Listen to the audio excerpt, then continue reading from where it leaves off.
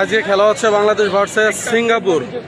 তো যাই হোক, টিকিট পাই নাই, আসলে টিকিটটা অনলাইনেই ছিল, এই জন্য টিকিটটা কাটতে পারি নাই।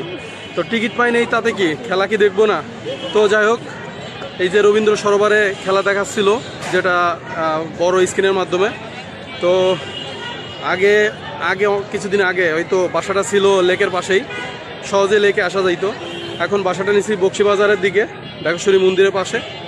সেখান থেকে চলে আসছি বাংলাদেশ ভার্সেস সিঙ্গাপুরের খেলা দেখতে।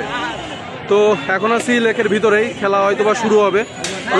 রবীন্দ্র সরোবরের দিকে যাব, খেলাটা দেখি কি অবস্থা, ওখানে যেয়ে দেখি কি অবস্থা। তো যাই হোক, খেলা শুরুর আগে এটাই বলতেছি যে শুধু আমার না, আশাটা শুধু পুরো বাংলাদেশের আশা যে বাংলাদেশ জিতবে সিঙ্গাপুরের বিপক্ষে। যেহেতু ফুটবলের একটা মানে সেভাবে একটা ফুটবলের প্রতি ভালোবাসা মানুষের তৈরি হচ্ছে। তো পুরো বাংলাদেশের মানুষ চাচ্ছে যে আজকের ম্যাচটা জিতবে।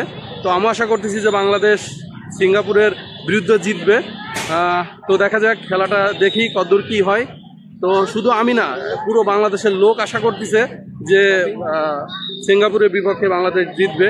কারণ পুরো বাংলাদেশের লোক বর্তমান সময়ে ফুটবলের প্রতি একটা অন্যরকম ভালোবাসা দেখাচ্ছে, যে ভালোবাসাটা অনেক আগে ছিল। তো যাই হোক, ডে বাই ডে এই ভালোবাসাটা থাকবে। বাংলাদেশ শুধু সিঙ্গাপুর না, যে কোনো দেশের বিপক্ষে ভালো খেলবে এবং আমাদের বাংলাদেশ একটা দিন ওয়ার্ল্ড কাপ খেলবে, এটা আমি আশা করি এবং আমার পুরো বাংলাদেশের লোক আশা করে। ধানমন্ডি লেক, যেটা রবীন্দ্র সরোবরের পাশেই অবস্থিত।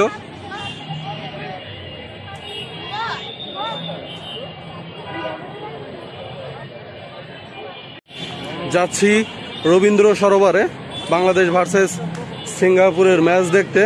তো রবীন্দ্র সরোবরের এই যে বাইরের পরিবেশ, কি পরিমাণে লোক আর লোক। রবীন্দ্র সরোবরে খেলা দেখাচ্ছে টি স্পোর্টসের মাধ্যমে, মানে টি স্পোর্টসের সৌজন্যে। তো রবীন্দ্র সরোবরে কি পরিমাণে লোক, হাজার হাজার লোক।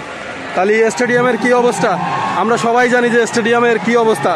মানে স্টেডিয়ামে তো আসলে টিকিট পাওয়া যাচ্ছে না, স্টেডিয়াম জাতীয় স্টেডিয়ামে যেহেতু খেলা হচ্ছে।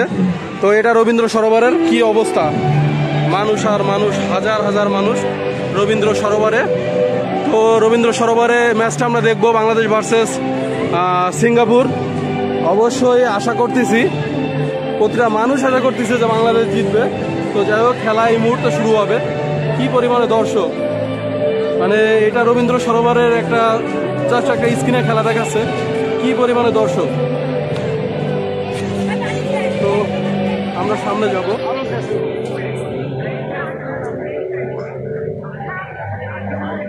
যাই হোক, এইমাত্র হয়তো বেশি সময় না, 2-1 মিনিট পরে খেলা শুরু হবে। কি পরিমাণের লোক, হাজার হাজার লোক, হাজার হাজার। রবীন্দ্র সরোবরে এরকম হাজার হাজার লোক। তো স্টেডিয়ামের কি অবস্থা। তো যাই হোক, মনে হচ্ছে যে দাঁড়ানোর জায়গা না, এরকম একটা অবস্থা।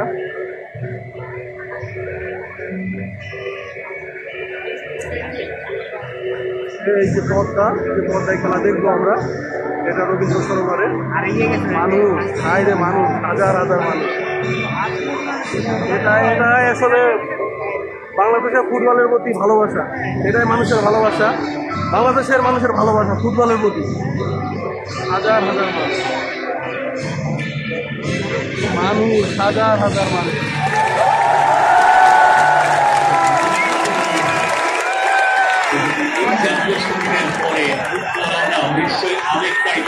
যদিও ফুটবল মাঠে যখন বলটা করাবে, যখন হয়ে যাবে মানুষ, মানুষ, হাজার হাজার মানুষ। পেশা ফুটবল ম্যাচ, আর সেখান খেলা শুরু হবে।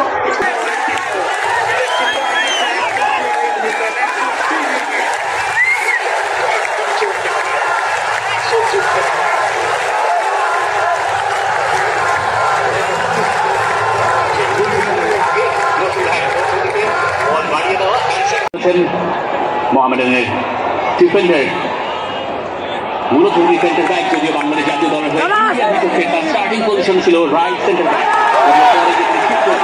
সেন্টার ব্যাক পজিশনে, কারণ প্রভু বর্মন ওই ম্যাচে ইনজুরি হয়ে গিয়েছিলেন। সেই প্রভুর পাস বাঁ দিক জায়গাতে পারতেন ইকসান পান্ডে। পেনাল্টি ভেতরে কিন্তু একজন ঢুকে পড়েছেন। স্টেডিয়াম একটা মোমেন্ট দেখার অপেক্ষা, একটা মোমেন্ট কোয়ালিফায়ার্সের ম্যাচ বাংলাদেশ ভার্সেস সিঙ্গাপুর।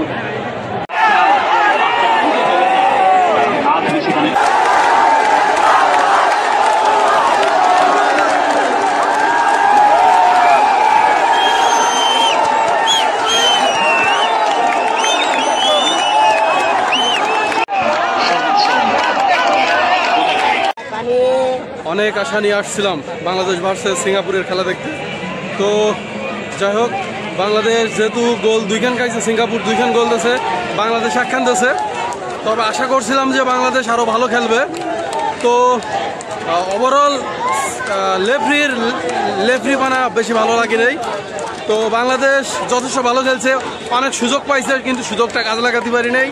তো যাই হোক, পুরো টাইমই বাংলাদেশ ভালোই খেলছে, কিন্তু বাংলাদেশের কপালে নাই, কারণ বাংলাদেশ অনেক সুযোগ পাইছিল। তো আসছিলাম রবীন্দ্র